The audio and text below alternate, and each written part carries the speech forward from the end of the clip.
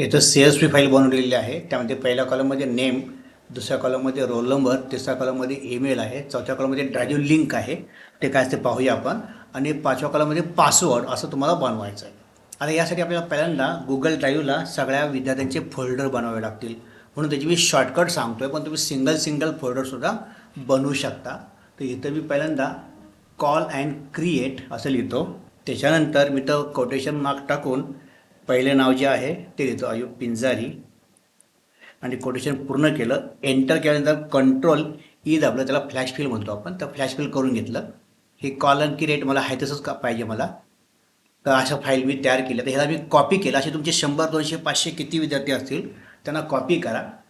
तुम्हाला एक मी bat file दिलेली आहे, त्या बॅट फाईलमध्ये तुम्हाला इथं पेस्ट करायचं आहे. तर मी नवीन विद्यार्थीला इथं रिप्लेस केला आणि याला फक्त सेव्ह करायचं आहे, कारण ते ऑलरेडी बॅट फाईल आहेच.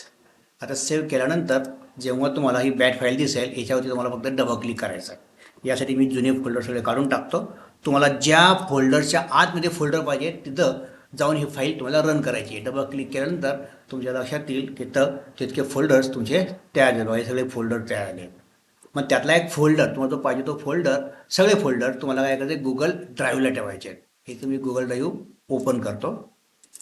हे सगळे फोल्डर इथं घेऊन जायचे आहेत. मी त्यातला फक्त एक फोल्डर AI100 नावाचा फोल्डर मी बनवलेला आहे, त्याच्या आत मला ठेवायचं आहे. त्यातला एक फोल्डर मी इथं शिफ्ट करतो. हा फोल्डर मी इथं शिफ्ट केला. नुसता फोल्डर नाही आहे, फोल्डरच्या आतमध्ये पाहू शकता, फोल्डरच्या आतमध्ये 3-4 फोल्डर आहेत. आणि जो काय डेटा ठेवायचा आहे आपल्याला फोल्डरच्या आत ठेवायचा आहे. आता अयूब पिंजारी नावाचा फोल्डर इथं आला आहे बघा. ह्या तुम्ही काय करणार आहात, इथं शेअर करूया आपण. इथं क्लिक करू, इथं शेअर करू.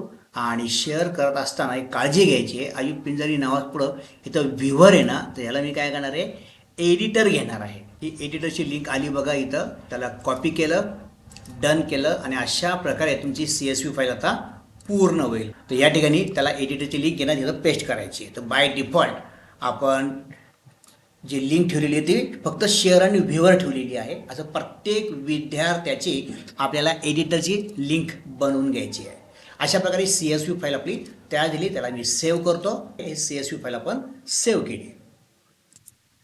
आता तर सेंटर लॉग इनला गेल्यानंतर तुम्ही एक एक स्टुडंटची एंट्री करू शकता.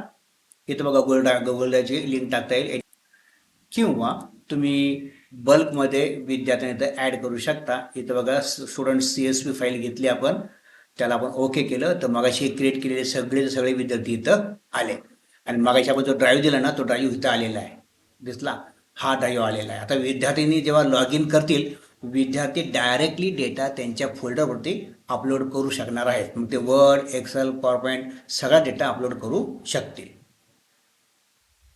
स्टुडंट लॉग इन करताना सेंट्रल कोड टाकतील, ईमेल आणि पासवर्ड टाकतील, लॉग इन करतील. विद्यार्थ्यांनी लॉग इन केल्यानंतर त्याने इथं ब्लँक दिसतंय. ब्लँक काय दिसतंय, कारण सेंटरने अजून कुठल्याच असाइनमेंट शो केलेले नाहीत. सेंटरच्या लॉग इनला आलो आपण. सेंटरने काय केलं बघा, काय असाइनमेंट आता शो केल्यात. या 2, 3, 4 जितक्या पाहिजे तेवढ्या असाइनमेंट शो करता येतील. एकाच वेळी जास्तीत जास्त 10 असाइनमेंट शो कराव्यात असं आपण सेटिंग ठेवलेलं आहे. इथे आपण रिफ्रेश करूया. हे रिफ्रेश केल्यानंतर आपल्याला आता असाइनमेंट दिसायला लागलेल्या आहेत. आता विद्यार्थी म्हणून विद्यार्थी काय करू शकतो, त्याचा असाइनमेंट अपलोड करू शकतो. अपलोड करण्यासाठी त्याने ते क्लिक केलं की त्याला डायरेक्टली गुगल ड्राईव्ह दिसेल. AI मध्ये किंवा वर्डमध्ये किंवा एक्सेलमध्ये जिथं पाहिजे तिथं तो त्या असाइनमेंट आता पाठवू शकतो. तर अशा पद्धतीने त्याला डायरेक्टली ॲक्सेस मिळालेला आहे.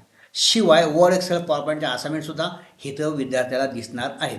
आणि त्याने केलेल्या असाइनमेंट त्याला पाहायचे असतील तर तो पब्लिक पोर्टफोलिओ जाऊ शकतो, किंवा ही लिंक तो पॅरेंट्सला पण शेअर करू शकतो, आपल्या मित्रांना शेअर करू शकतो.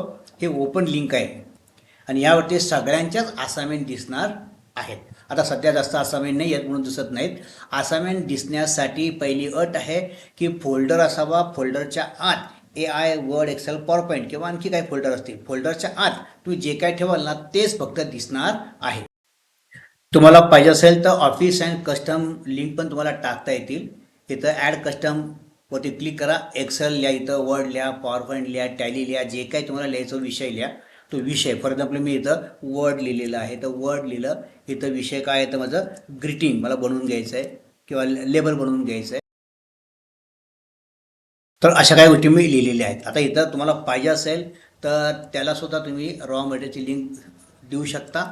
अदरवाईज जर सेव्ह केलं तर तुमची असाइनमेंट तर सेव्ह झालेली आहे.